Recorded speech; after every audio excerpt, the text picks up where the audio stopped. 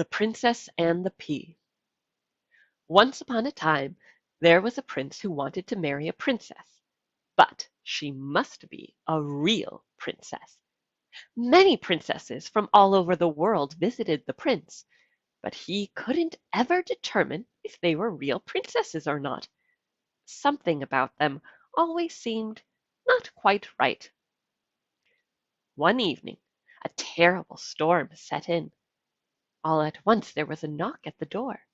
It was a princess, but she looked like no princess the prince had ever seen before.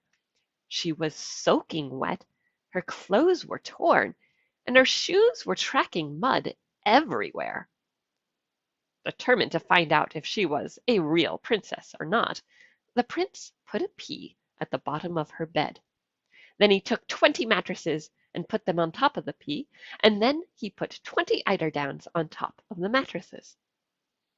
The next morning he asked, "How did you sleep last night?" "Oh, terribly," the princess replied.